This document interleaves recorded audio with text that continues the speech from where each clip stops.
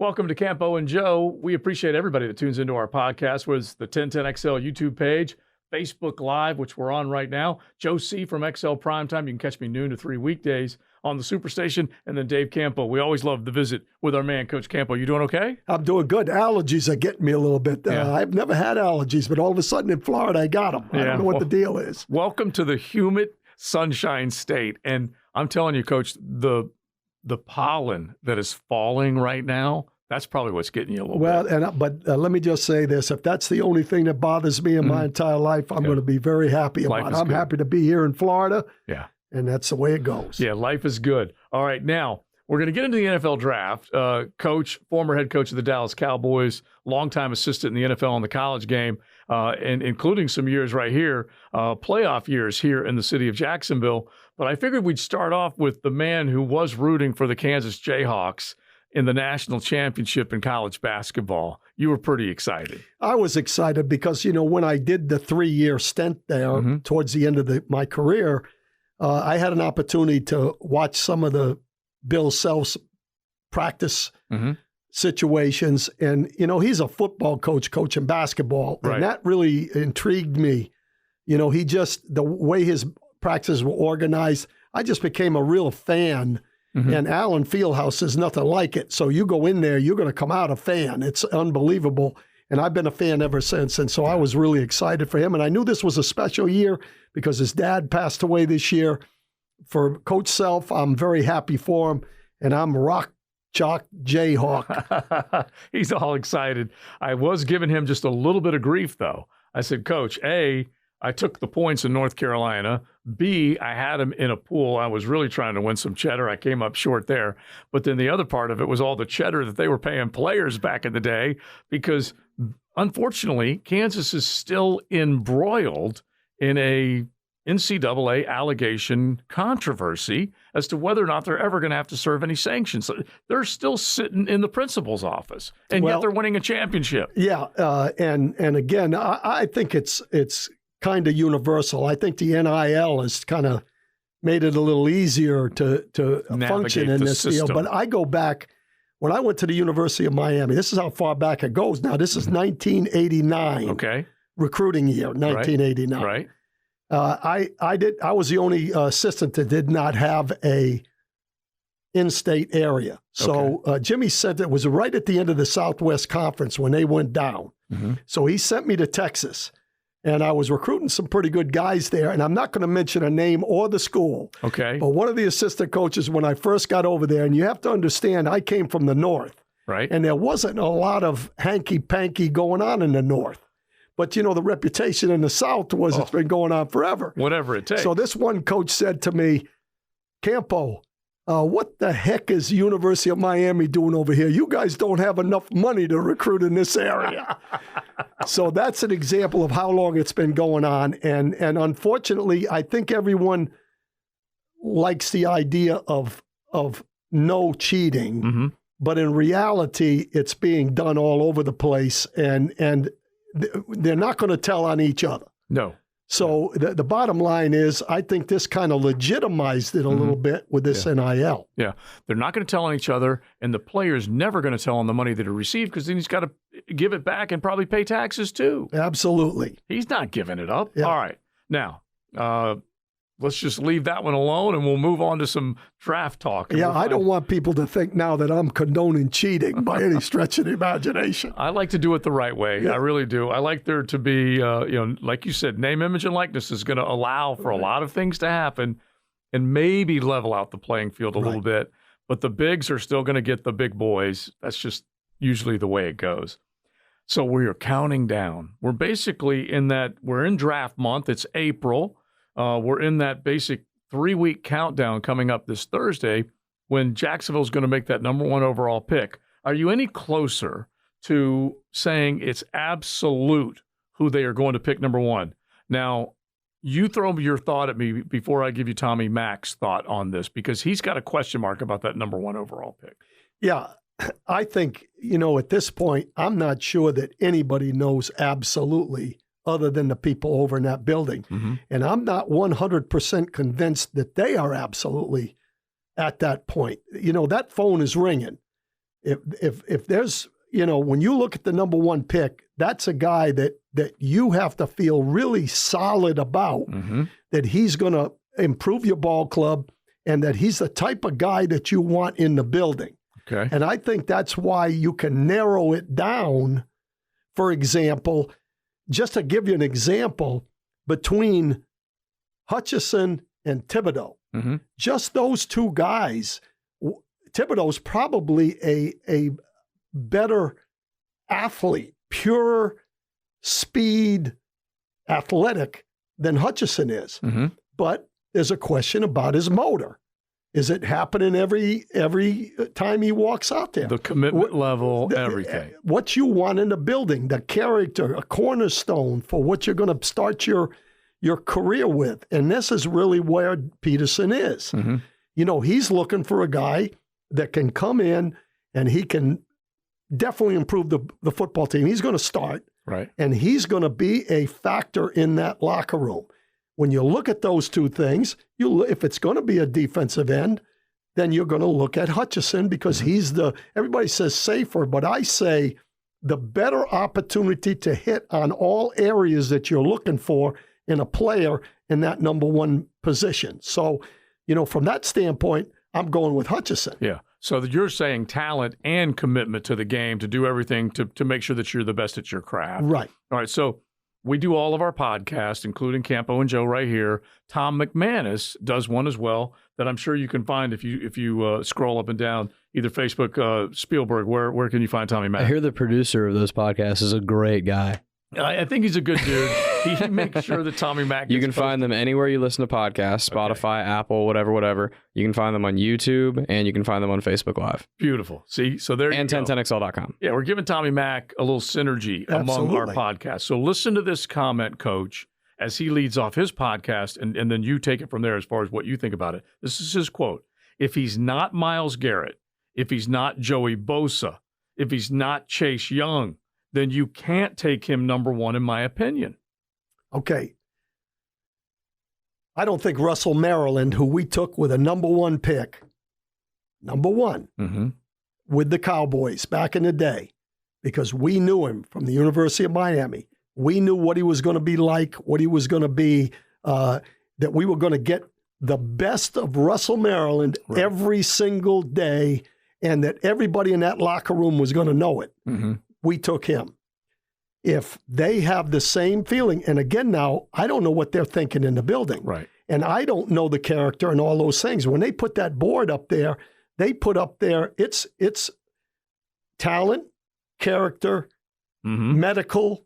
All that. All the things that are involved are talked about that kid. If they feel like he is a solid player in that position and that you're not going to make a mistake on him, then you take him. Yeah. Now, talent-wise, he may not be those three that you talked about, but if he improves your room and he's kind of a cornerstone for you going forward, I don't have a problem with that pick. And I've heard Matt Hayes say 100 times, if you got Chase, you take him with the number one pick. Nobody takes a receiver with the number one pick. So it comes down to what you feel about that guy and where he's going to have an opportunity to improve your locker room and your football team. And I do agree, Coach. I just feel like you have got to be real mindful of how quickly it can get away from you if you fall in love with guys that don't check all of your boxes, and all of them mean something.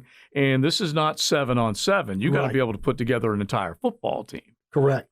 And to me, if you've got a guy that checks off 7 of the 10 boxes or 8 of the 10 boxes, if somebody comes up to you and says, hey, look, I'll give you my number one and 2 number 2s, they might move. Right. I mean, that's the way it is. But if you're absolutely certain that this guy is a cornerstone for you and not just all athletic, then that's a good pick, in my opinion.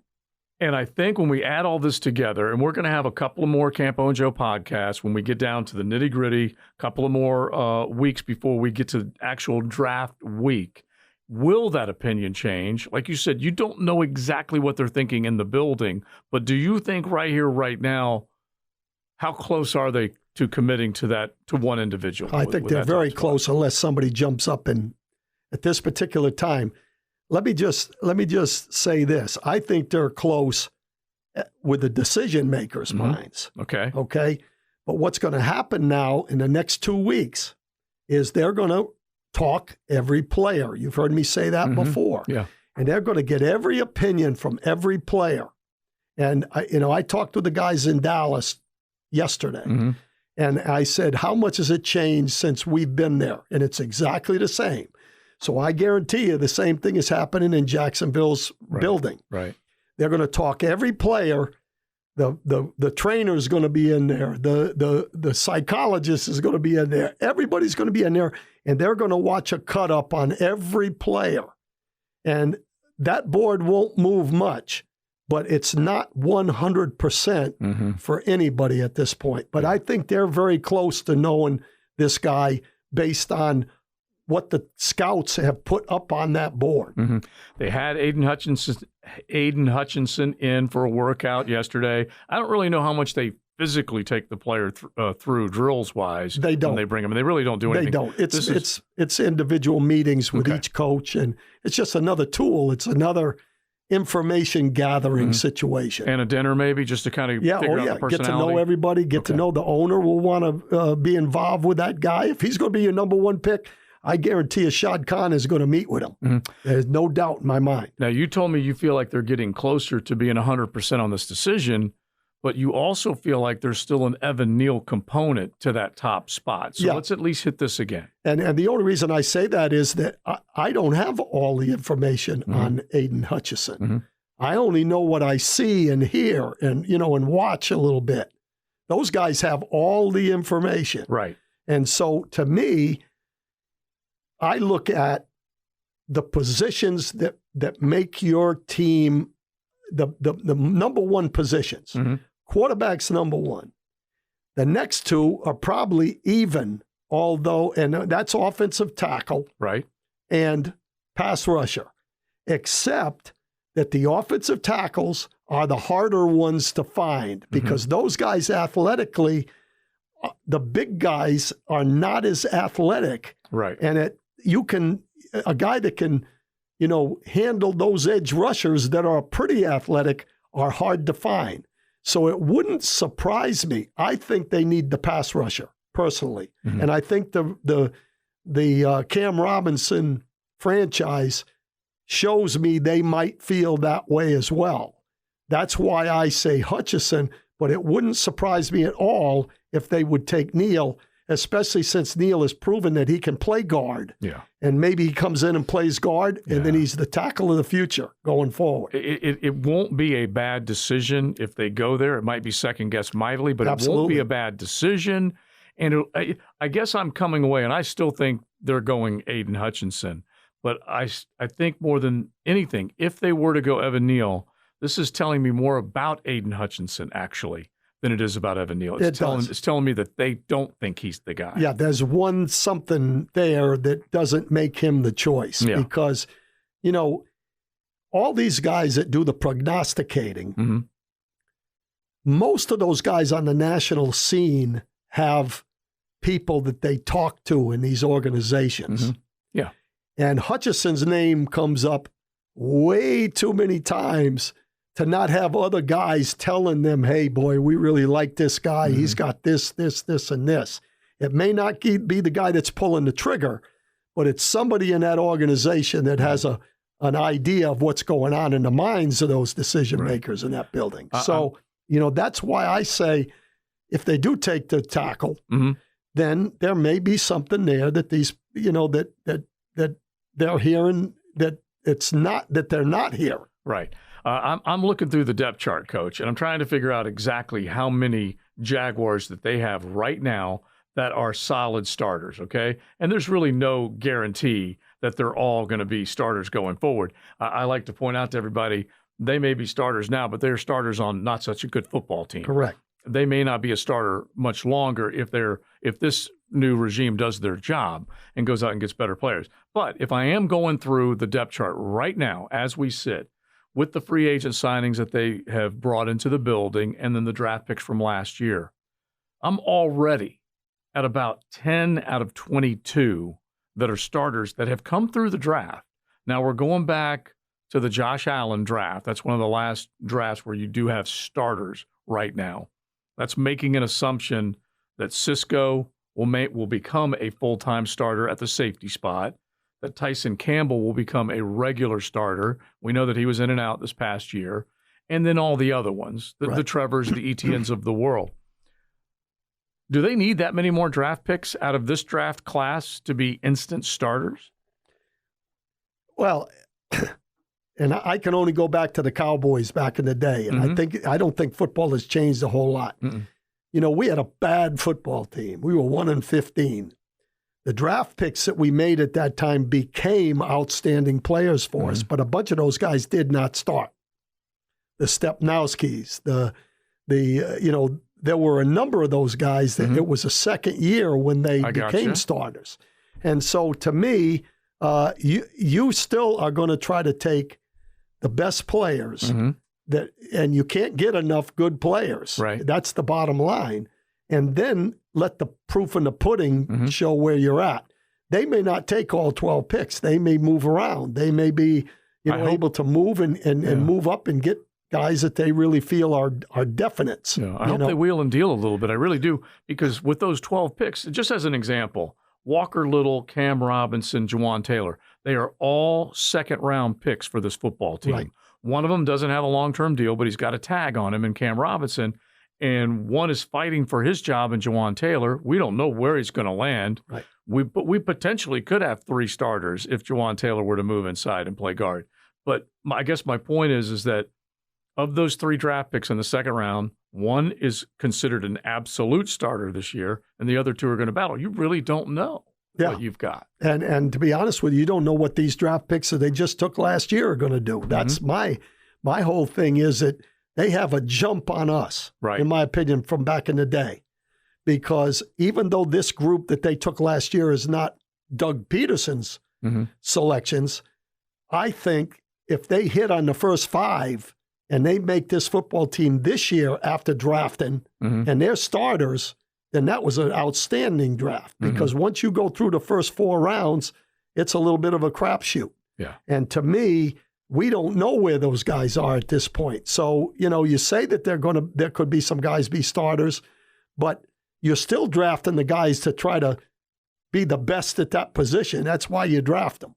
You look at the free agent signings, and there is just about as many in the free agent department as there are draft picks. It's a mixed bag. You could go anywhere from around 10 draft picks starting and around a dozen free agents. Is that good or bad? Well, I think the free agents are taken to give yourself a base going forward. Okay. And it still has to be built through the draft, in my opinion. And so, the draft picks are going to have every opportunity because they have to make the team. If you take them, there's a pretty good chance they're going to make the team just from a salary cap situation. Yes. But to me, what the great thing that this team did this year, in my opinion, was I think that the free agent acquisitions that they made this year are a better group than the free agent acquisitions they took last year. Yeah. And so to me, that's the base that you have going forward. And then you fill in based on, and if somebody comes in the draft that's better than one of those guys, they beat them out. Yeah. That's just the way it is. And you start looking at, just as an example, whether or not Roy Robertson Harris is going to be able to hang on to his job, Malcolm Brown, some of these guys, with the additions that they've made, they've changed by saying goodbye to Miles Jack and bringing in another linebacker, made a declaration there with Olakun when they decided to bring him in. So you are right. Just because this 2022 free agent class needs to, even though they're the newest in the building, they need to make their mark over last year's free agent class. Right. There's no doubt. And again, I would be excited as all get out if they hit on the first 5 picks, because that's where you make your money. Now, will they find some guys down low? Heck, we had Larry Brown in the 12th round. Yeah. He wouldn't even get a sniff in today's NFL, and he was Super Bowl MVP in Super Bowl 30. So you just don't know. You draft and you try to put some character into your locker room, Right. and that's the combination. You know, I want to make another situation here to look at when everybody looks at who's coming in and who's there and this and that. Right. The Kansas Jayhawks Mm-hmm. did not have one guy in the top 35 high school athletes on that ball club. They also had no 5-stars. They were the only team without a 5-star. So to me, when we're talking about all these guys and you talk about that number 1 pick with Hutchinson, character and chemistry and everything that's involved in being a great football team is not just based on athletic ability. There might be some guys, just Walker, for example, may be an upside above Henderson. He's an outstanding athlete. Right. But does he have that chemistry, solid character that the other guy has? That's the decision you have to make. Yeah, it's funny because Kansas, they bought all those 5-stars way back when they got in trouble, and they couldn't buy any more 5-stars, right. so they had to go and get Listen, you're going to stay on that. You're going to stay on that. Hey, the Kansas fans don't care. They don't care. They have the hardware, and rings will always be there. And then the other part of it is that you don't think that UNC and Duke and all those other ones weren't trying to do the exact same thing? Isn't that something that he said one time in a deal that, that's the same thing that North Carolina and what's called are doing, you know. That's the blueprint. All right, so look at, and the Jaguars tweeted this out, as far as the numbers where the draft selections are. 1, 33, 65, 70, 106, 157, and then you see the 4 that come in that next round. So if you are a betting man and you want to find out if Balky and Peterson can be aggressive when it comes to that draft night, 3-day stretch, 12 picks right here on the board, how many do you think they ultimately select? I think they'll take gambling. I think they'll take a couple of those 6 and move them. Okay. I think they'll move back up into the 5th round. You know, maybe they'll use a bunch of them to get back into the 4th round. I don't think that will happen, but I think they will move some of them. So I would say if they take 9, that would be a number that I would say is there. That was my next question. Would it be single digit or double digit? And I'm with you. I think 9's a number. Yep.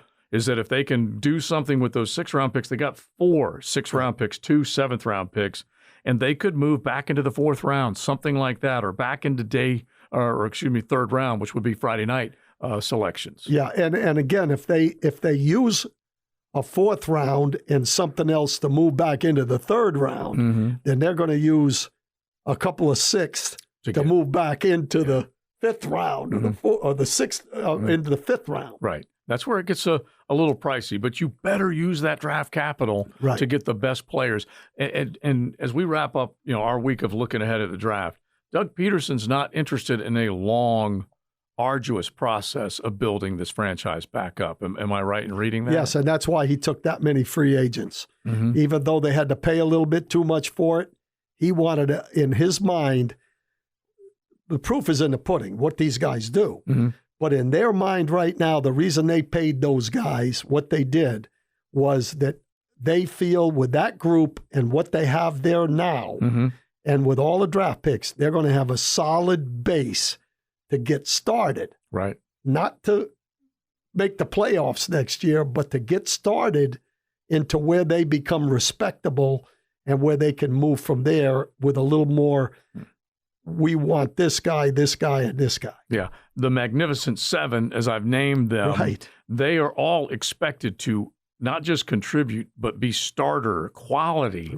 as soon as they come in and put the teal and black on. So you add to that 3 or 4 more from the draft class. And I loved the Magnificent Seven movie. It was a great movie. So I'm all for the Magnificent Seven. I hope they come through. That's what we need, Coach. All right. So next week, we'll drill down. We've taken a look at a couple of guys at the top.